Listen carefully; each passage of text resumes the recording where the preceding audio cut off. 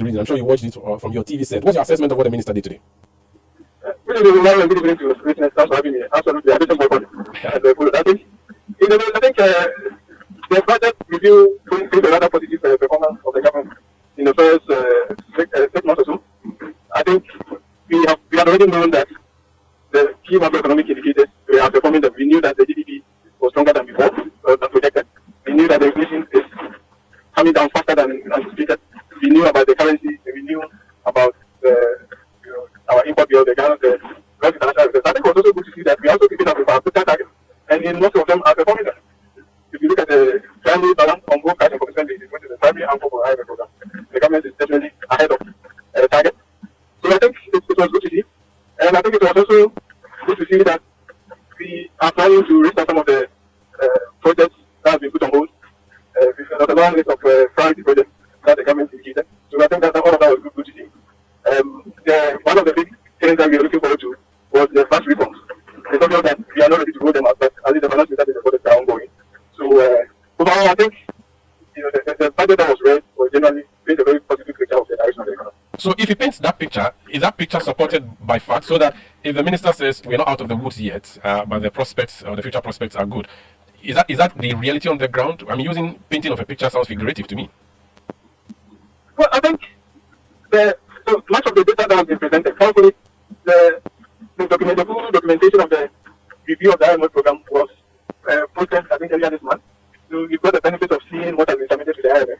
And in the main, they also paint a very positive picture of where the economy is headed. So if you balance them out, and of course, some of the information comes from the Ghana and Ghana. So I think, and there are some of them that we've been living in. The strengthening of the currency is something that we've all seen. So I don't think it's a misleading picture of where the economy is headed. In the meantime, between now and the next time the main budget would be presented or should be presented, what should the government guard against, or what should the finance minister guard against to maintain the stability we are seeing now?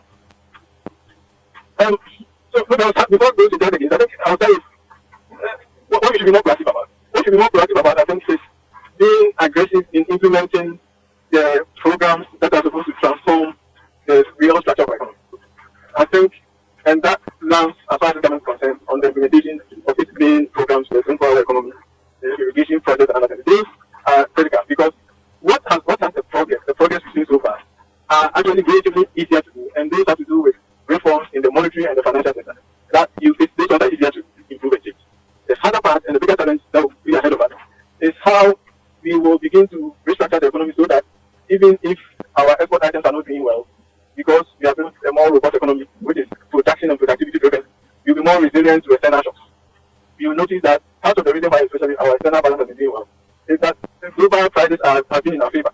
Now, we know that those are cyclical. Sometimes they go in your favor, sometimes they go not in your favor. So I think we should not be complacent, and it's good that the finance minister says himself admits that this is only the beginning and that there's still a lot of work to be done. So I will rather hope that we begin to put more emphasis on the real sector reforms that will fundamentally create or change how the economy works. That's where job creation will come from. That's where productivity will come from. Thank you so much for speaking to us, sir. You're welcome. Good evening to you. That's Professor Patrick Asuming. He's an economist. Let me finish for you the list of roads that the minister announced as part of the big push. So from number 11, rehabilitation of Dodo Pepesu Nkwanta Road. In fact, I've heard this road's name from since I started listening to radio. I don't know, but Dodo Pepesu, it's always been in the budget. I don't know. Rehabilitation of Atimpoku Asikuma Junction Road. That's number 12. Number 13, rehabilitation of Asikuma Junction Anyawasi Road. Number 14, reconstruction of Anyawasi to Ho Titrino Road. Number 15, upgrading of Akosombo Jekiti Kudikopa Road. Number 16, upgrading of Asikuma to Enum Boso Parliament Road. Number 17, upgrading of Adomi Bridge to Akonofi Road. Number 18, rehabilitation of Ho Petwe Road. Number 19, rehabilitation of Petwe Afiadenimba Road. That road is very bad. Number 20, rehabilitation of Afiadenimba to Penny Road. Another very, very bad road. Number 21, rehabilitation of Penny to Aflau Road. That road cannot even be described as bad. It's horrible. Forgive my commentary. Number 22, dualization of Winneba Mankesim Road. That's something we've been praying for all these years. Number 23, dualization of Cape Coast Takrady Road. Long overdue. It's part of the West Africa Trans Highway. We need to do that. 24, rehabilitation of Mankesim Ejumaku Breman Asikuma Agona Street Road. That I do not know. Rehabilitation of Tema Aflau Road. That's happening. I think so. It's a section 1.